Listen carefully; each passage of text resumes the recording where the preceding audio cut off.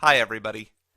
In this lesson, we're going to talk about how to place pipes in Revit. In particular, we're going to show you in this lesson how to create pipe placeholders. And we'll also go over then the difference between pipe placeholders and regular pipes. Pipe placeholders are used in conceptual design because they consist of just a single line. It also won't contain any pipe fittings or pipe accessories. But that's enough preamble. Let's go ahead and create the pipe placeholder. Creating the plumbing placeholder is really easy. Just go up to the Systems tab at the top of the screen, and then under the Plumbing and Piping category, and then just click on the button that says Pipe Placeholder. Once you've done that, you can now place a pipe placeholder between two pipes. You can also run pipe placeholders between two pieces of mechanical equipment, or from a pipe to a piece of mechanical equipment. To demonstrate how you can do this, what I'm going to do is create a pipe placeholder running from this pipe over to one of the ports in this piece of equipment. Now, as you're probably used to by now, when you click on the pipe or the pipe placeholder, under the Properties window on the left-hand side of the screen, you'll see the properties of that pipe or pipe placeholder. You can choose from different types of pipes. For this one, I'm just going to go with standard. You can also enter the specific constraints for your pipe, if you need some, in the Constraints area of the Properties window. You have the freedom to choose your reference level. You can choose the offset. If you scroll down, you can choose the pipe diameter, as well as the pipe material. Be aware that you can also enter this information from the green bar immediately above the view window and below the ribbon. So for this one, we'll keep the pipe at level 1, and we're going to change the diameter. We're going to make it 50 millimeters. We're also going to give it an offset of 2400 millimeters. Now, just click off of everything and go ahead and click on the pipe that you want to join to the mechanical equipment.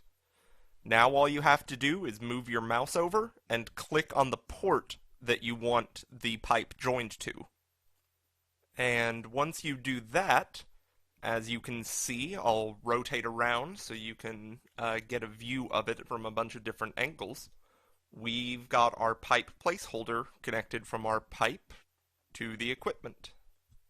As you can see under the Properties menu, we still have the pipe placeholder selected, so we can actually go ahead and do a lot of stuff, like change the slope value, and that one would be under the sloped piping option on the tool ribbon.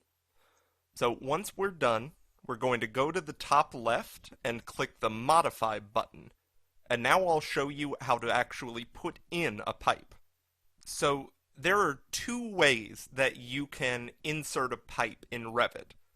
The first way is, once you've laid out a pipe placeholder, to then convert that into just a normal pipe, with pipe fittings and pipe accessories. So, in order to convert the placeholder into an actual pipe, all that you have to do is, with Modify selected, click on the segments of the placeholder that you want to convert. And then you'll see that the ribbon up at the top of the screen actually changes to give you different options. One of those options, Edit, will have a Convert Placeholder button. Click that, and it will turn your placeholder into a regular pipe. Note here that not only the placeholder segment was converted into a pipe, but it also automatically put in a pipe fitting. So to convert the rest of the pipe placeholder to a pipe, just hold Control and click on the other parts of the placeholder, and you can select multiple pieces at once. Once you're sure that you've selected all the pieces of the pipe placeholder that you want to convert, go up to the Options ribbon, and under the Edit section, just click Convert Placeholder. That will turn all of your pipe placeholders that you've selected into actual pipes. Anytime you make a change to your project, you want to make sure to look back over it and make sure you didn't miss something. In this case, we missed a piece of the placeholder, so if we click it and hit Convert Placeholder, it'll turn it into an actual pipe. So now our pipe is run with the different pipe fittings being automatically put in according to the default settings. But I told you before there was a second way of placing pipes, and now we're going to go through how to do that, so you have different tools at your disposal. This one is pretty straightforward too. Go up and click on the Systems tab, and then from the ribbon panel, and then from the Plumbing and Piping panel, click on the Pipe button. Once you hit that button, you'll see under the Properties window that Pipe appears. And just like before, you can go through and make your different choices. You can choose what type of pipe you want, you can edit the properties of it, so you can change the horizontal justification, the vertical justification, the reference level, and the offset. And you can also make those changes and change the diameter from the option bar directly above the view screen. This is just like when we were laying the pipe placeholder. So just like before, I'm going to change the diameter. This time I'll change it to 25 millimeters.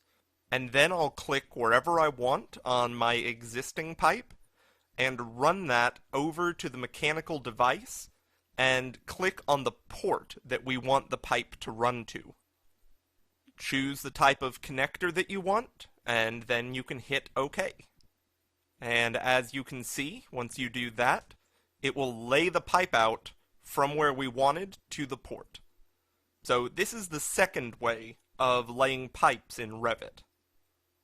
So that is everything I wanted to cover in this lesson.